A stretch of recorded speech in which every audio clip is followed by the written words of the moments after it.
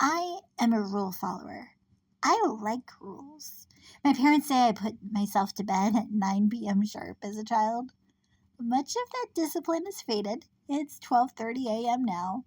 But I have always struggled with the priest in Les Mis, the one who saved Jean Valjean by sending the cops away with what I had always assumed to be a lie, that the priest had given Valjean the silver. It grated on me that the correct thing, the moral thing, the right, the righteous thing, was to disobey the law of the land, the edict of property laws, and to lie about who possessed what when.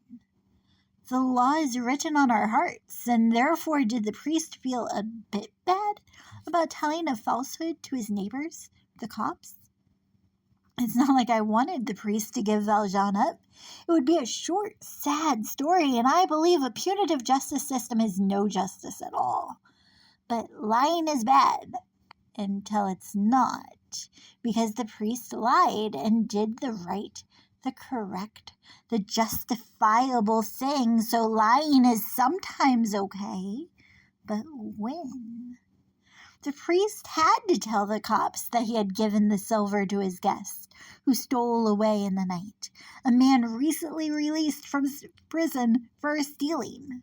The right thing to do, the moral thing to do, the merciful thing to do, the Christ-like thing to do would be to send the police away, right? Yet the truth shall set one free. How can those two rest in tandem? What if the priest didn't lie? Where does your mind go with that hypothetical? Does the scene in your mind's retelling jump to a prison cell?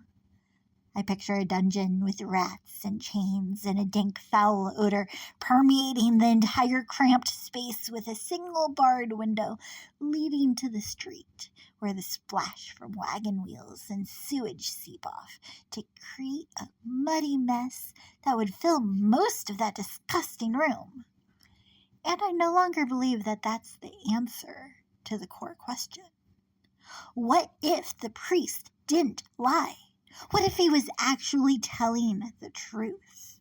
By letting a known thief into his home, what if he was making a conscious decision to give the man everything? What if he didn't know what would be missing in the morning, but he knew that whatever it was already as good as gone the moment he opened the door, and he was okay with that? Friend, you forgot this. Take more. What if he had already detached from the material goods and could send the police away in good conscience?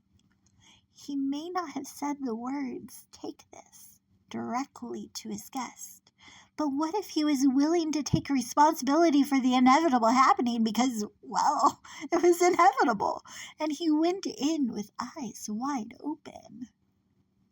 While looking for a pithy quote to prove either my point or that I was completely making things up, I pulled up the original 1887 text of Les Miserables by Victor Hugo, translated by Isabel F. Hapgood. Let's switch to discussing this priest as the book describes him, a bishop, and recalling the old rules of literary criticism, do so in a way that may make my English teachers less ashamed of all I've forgotten. In the present tense. While he's been a short blip in the version of the story I've been familiar with, a somewhat befuddling side character with a sweet solo to mull over when thinking of ethics, Hugo doesn't see this character as inconsequential in the slightest. In fact, book first of volume 1 is devoted to him, a just man.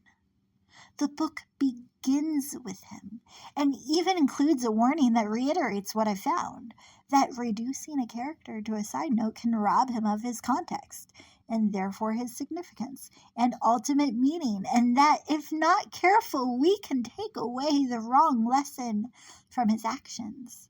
Motivations matter. Hear how, in the very opening of this classic, this bishop is introduced. The emphasis is mine. M. Muriel, In 1857, M. Charles Francois Benvieux Muriel was Bishop of D.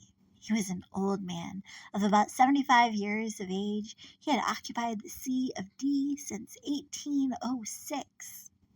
Although this detail has no connection whatsoever with the real substance of what we are about to relate, it will not be superfluous, if merely for the sake of exactness in all points, to mention here the various rumors and remarks which had been in circulation about him from the very moment when he arrived in the diocese. True or false, that which is said of men often occupies as important a place in their lives, and above all in their destinies, as that which they do. He's got a backstory. M. Muriel was the son of the Councillor of the Parliament of Aix. Hence, he belonged to the nobility of the bar.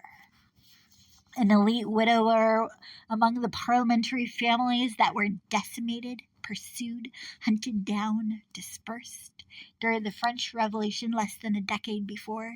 He becomes bishop through an interaction with Napoleon himself and moves to a new town where no one knows him. And Muriel had to undergo the fate of every newcomer in a little town, where there are many mouths which talk, and very few heads which think. He was obliged to undergo it, although he was a bishop, and because he was a bishop. But after all, the rumors with which his name was connected were rumors only. Noise, sayings, words, less than words.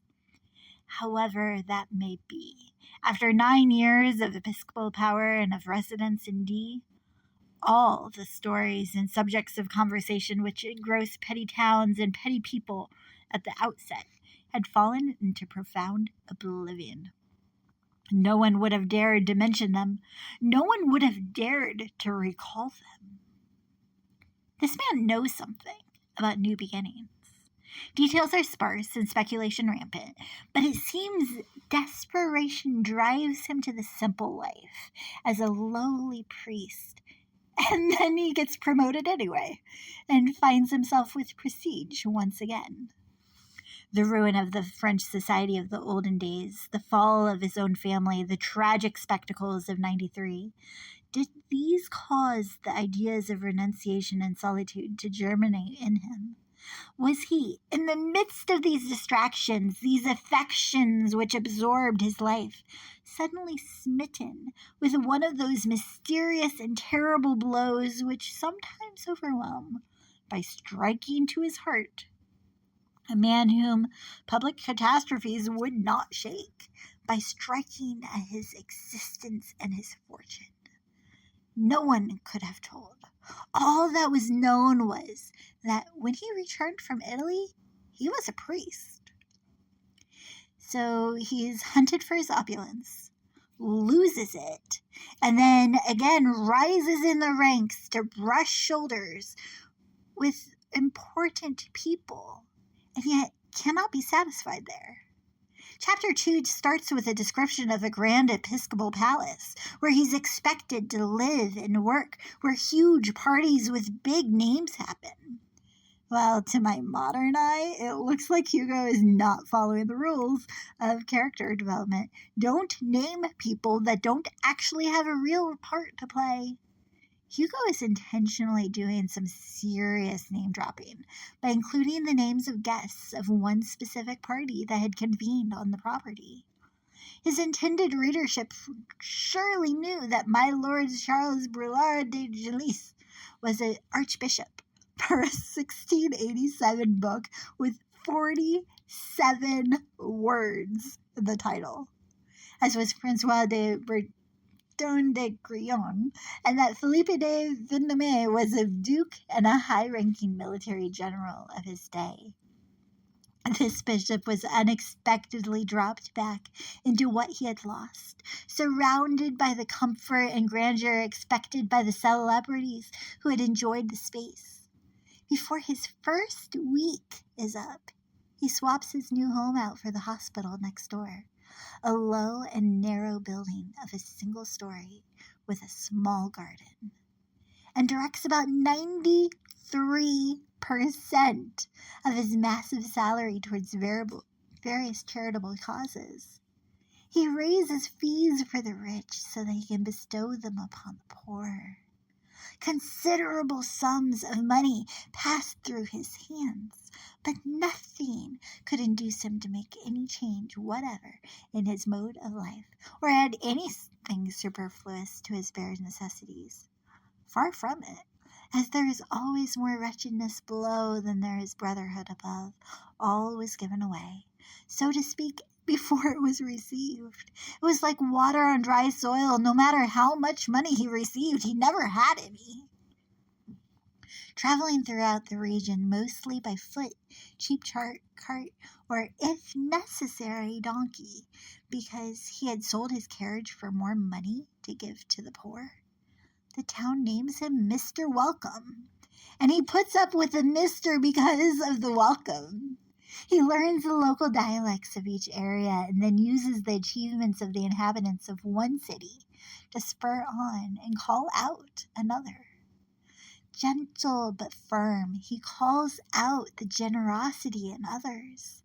When given the excuse, "I have poor people of my own," he answers, "Give them to me."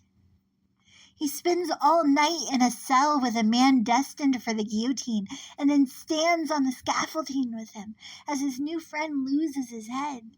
The town doesn't know which is more impressive, how much his face is drained of all color, or his serenity in the face of such a gruesome scene. He sits with a grieving widower for long silent hours. He is known far and wide as an admirable consoler who sought not to efface sorrow by forgetfulness, but to magnify and dignify it by hope. Hugo spends a lot of time and effort highlighting Mr. Welcome's character and motivations. There was in the garden a stable, which had formerly been the kitchen of the hospital, in which the bishop kept 2 cows. No matter what the quantity of milk they gave, he invariably sent half of it every morning to the sick people in the hospital. "I am paying my tithes," he said. One day he sprained his ankle in his effort to avoid stepping on an ant. Thus lived this just man. His wealthy penitents and the sainted women of D had more than once assessed themselves to raise money for a new altar for Monsieur's oratory. On each occasion he had taken the money and given it to the poor. "The most beautiful of altars," he said, "is the soul of an unhappy creature consoled and thanking God." Monsieur Bindou was simply a man who took note of the exterior of mysterious questions without scrutinizing them, and without troubling his own mind with them, and who cherished in his own soul a grave respect for darkness. He sought to counsel and calm the despairing man by pointing out to him the resigned man, and to transform the grief which gazes upon a grave by showing him the grief which fixes its gaze upon a star. The Diocese of D is a fatiguing one. There are very few plains and a great many mountains, hardly any roads, as we have just seen. 32 curacies, 41 vicarships, and 285 auxiliary chapels. To visit all of these is quite a task. The bishop managed to do it. Thus he discoursed gravely and paternally. In default of examples, he invented parables going directly to the point, with few phrases and many images, which characteristic form the real eloquence of Jesus Christ. And being convinced himself, he was persuasive. He was indulgent towards women and poor people, on whom the burden of human society rests. He said, "The faults of women, of children, of the feeble, of the indigent, and the ignorant are the faults of the husbands, the fathers, the masters, the strong, the rich, and the wise." He said, moreover, teach those who are ignorant as many things as possible. Society is culpable in that it does not afford instruction gratis. It is responsible for the night which it produces. This soul is full of shadow. Sin is therein committed. The guilty one is not the person who has committed the sin, but the person who has created the shadow. It will be perceived that he had a peculiar manner of his own of judging things. I suspect that he obtained it from the gospel. As for the bishop, his thought can be found explained, or at least indicated, in the 3 lines which he wrote in the margin of a Bible. This is the shade of difference. The door of the physician should never be shut. The door of the priest should always be open. Again he wrote, do not inquire the name of him who asks a shelter of you. The very man who is embarrassed by his name is the one who needs shelter. This man breathes and embodies the gospel and is in awe of the God his life revolves around. As we have seen, prayer, the celebration of the offices of religion, almsgiving, the consolation of the afflicted, the cultivation of a bit of land, fraternity, frugality, hospitality, renunciation, confidence, study, work, filled every day of his life. Filled is exactly the word. Certainly the bishop's day was quite full to the brim of good words and good deeds. Nevertheless, it was not complete. If cold or rainy weather prevented him passing an hour or 2 in his garden before going to bed, and after the 2 women had retired, it seemed to be a sort of rite with him to prepare himself for slumber by meditation in the presence of the grand spectacles of the nocturnal heavens. Sometimes, if the 2 old women were not asleep, they heard him pacing slowly along the walks at a very advanced hour of the night. He was there alone, communing with himself, peaceful, adoring, comparing the serenity of his heart with the serenity of the ether, moved amid the darkness by the visible splendor of the constellations and the invisible splendor of God, opening his heart to the thoughts which fall from the unknown. At such moments, while he offered his heart at the hour when nocturnal flowers offer their perfume, illuminated like a lamp amid the starry night, as he poured himself out in ecstasy in the midst of the universal radiance of creation, he could not have told himself, probably, what was passing in his spirit. He felt something take its flight from him, and something descend into him. Oh, mysterious exchange of the abysses of the soul with the abysses of the universe. He thought of the grandeur and presence of God, of the future eternity, that strange mystery of the eternity past, a mystery still more strange, of all the infinities which pierced their way into all his senses, beneath his eyes, and without seeking to comprehend the incomprehensible, he gazed upon it. He did not study God. He was dazzled by him.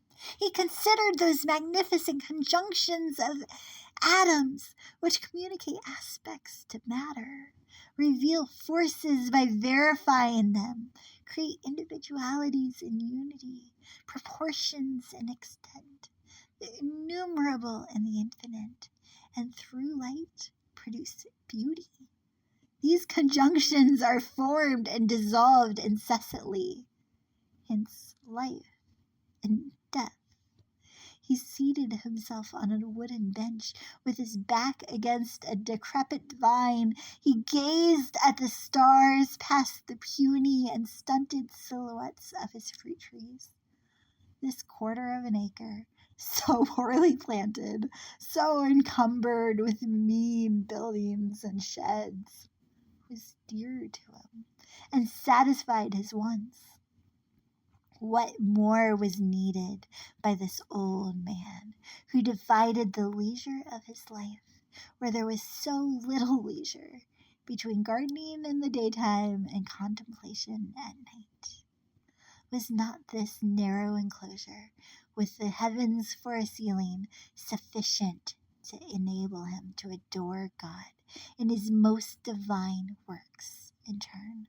Does this not comprehend all, in fact? And what is there left to desire beyond it? A little garden in which to walk, an immensity in which to dream. At one's feet, that which can be cultivated and plucked. Overhead, that which one can study and meditate upon. Some flowers on earth and all the stars in the sky. Read that through a few times.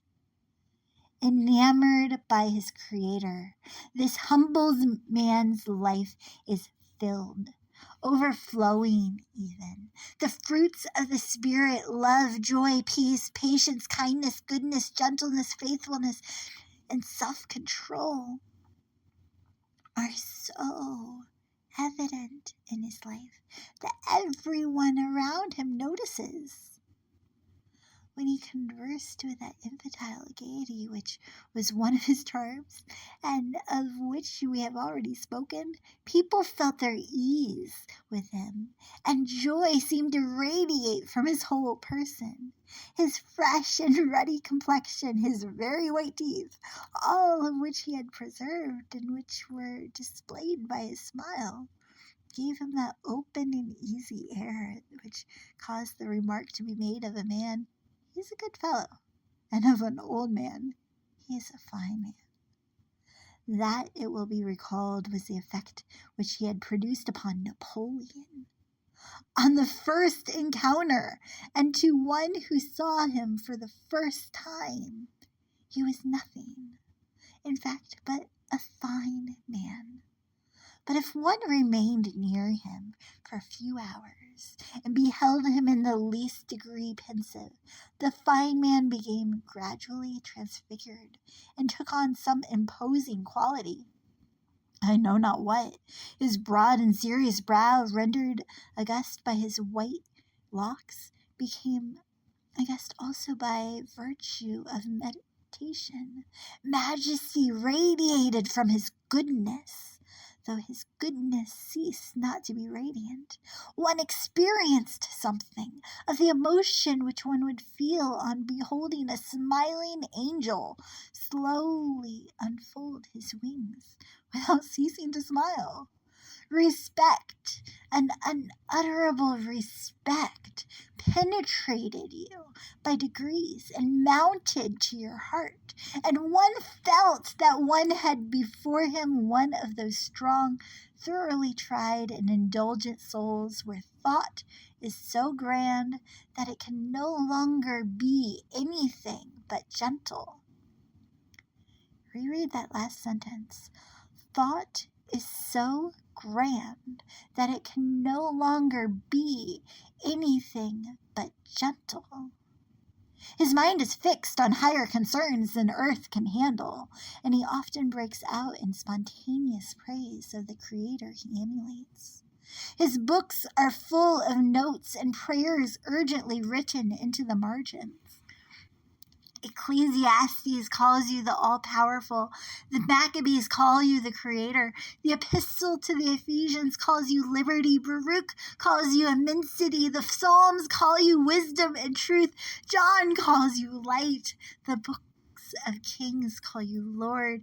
Exodus calls you providence. Leviticus sanctity.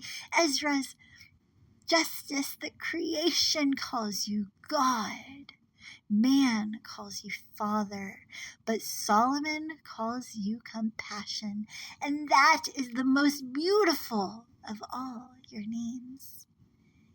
Into this backdrop, Hugo first brings to our awareness the silver that Valjean takes later on.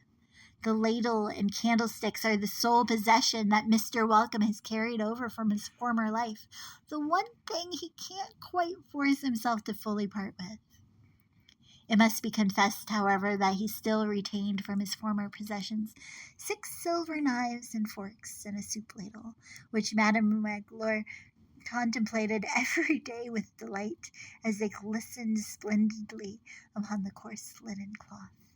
And since we are now painting the Bishop of D as he was in reality, we must add that he had said more than once, "I find it difficult to renounce eating from silver dishes." To this silverware must be added 2 large candlesticks of massive silver, which he had inherited from a great aunt. Only in Book 2 of Volume 2, or of Volume 1, when Jean Valjean appears, rejected and feared by all he comes across, with only part of his story preceding him everywhere he goes, do we discover how loose of a grasp Mr. Welcome has on even this remnant of luxury. To him, they are a game, not something to grasp onto with clenched fists, but instead a bit of finery to lighten an intentionally drab space. He's a joyful man who enjoys his silver. He's not a miser who relies on his silver to bring him joy's counterfeit. Now is the usage of the house, when the bishop had anyone to supper, to lay out the whole 6 sets of silver on the tablecloth, an innocent ostentation. This graceful semblance of luxury was a kind of child's play, which was full of charm in that gentle and severe household, which raised poverty into dignity. This is so clear a pattern that when the maid and housekeeper refuses to play this game for Valjean, someone she clearly doesn't like or trust, Hugo uses the word demanded to describe the rebuke. All at once, the bishop said, "It strikes me that there is something missing on this table." Madame Magloire had, in fact, only placed the 3 sets of forks and spoons which were absolutely necessary. Madame Magloire understood the remark, went out without saying a word, and a moment later the 3 sets of silver forks and spoons demanded by the bishop were glittering upon the cloth, symmetrically arranged before the 3 persons seated at the table. He expects his guests to be treated with respect, and he will tolerate nothing less. And yet the gentleness of his chastisement doesn't shame either the guest or the maid. She can understand his words without being humiliated by being openly corrected, and the guest doesn't need to know the level to which he is despised, even here, at the place he was told by a neighbor to come to, once he had given up all hope of being welcomed anywhere else. After innkeepers refused their welcome and refused his money once word of his identity reached them, and after father offers a shot from his gun in place of a glass of water, after a jailer tells him that he'd need to get arrested to stay there for the night, and a dog bites him and chases him out of his space as though he had been a man, Valjean spills the only part of his story that he expects people to care about at the door, fully anticipating rejection. The sooner it happens, the sooner he can go back to sleeping on that park bench. Mr. Welcome hears the internalized version of Valjean's story and addresses first Madame Magloire. "You will set another place." Valjean tries again to speed up the slammed door. Mr. Welcome again addresses his charge. "You will put white sheets on the bed in the alcove." Only then does she leave. She's as agape as Valjean is, and by the delay I'm guessing that she's wanting to protest. She likely wants to get the bishop alone to reiterate the rumors that she had shared with him earlier that evening, that something bad would occur that night. And yet here stands the source of her fear, being, welcomed by her employer, someone who literally goes by that name. I'd imagine he'd continue to address her with more tasks until she finally retired to execute these orders. Only once alone with Valjean can he reassure him. Mr. Welcome wants his words to come across as genuine and wholehearted, and his housekeeper's heart is divided. Her scorn would seep through the most stoic of fronts, undermining everything Mr. Welcome stands for. He senses Valjean is a flight risk, and will hear anything he says with suspicion, and so he removes the scoffer from his midst before extending his invitation, and sure enough, now it is heard. The bishop turned to the man. "Sit down, sir, and warm yourself. We are going to sup in a few minutes, and your bed will be prepared while you are supping." At this moment, the man suddenly comprehended. The expression of his face, up to that time somber and harsh, bore the imprint of stupefaction, of doubt, of joy, and became extraordinary. He began stammering like a crazy man. "Really? What? You will keep me? You do not drive me forth a convict? You call me sir. You do not address me as thou. Get out of here, you dog," is what people always say to me.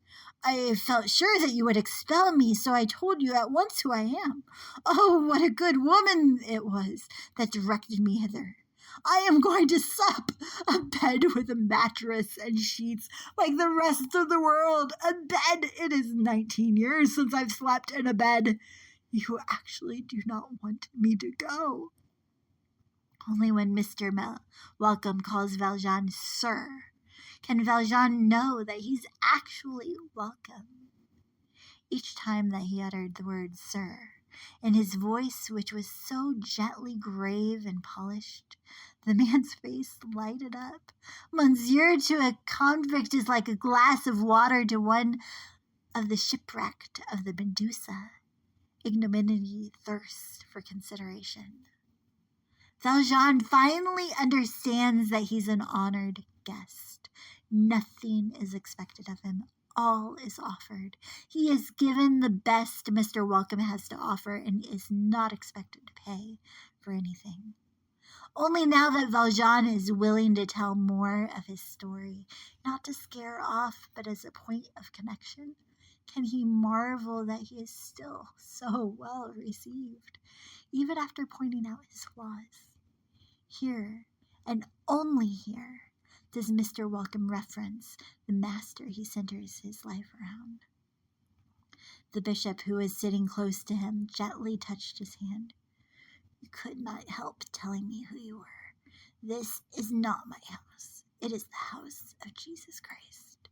This door does not demand of him who enters whether he has a name, but whether he has a grief.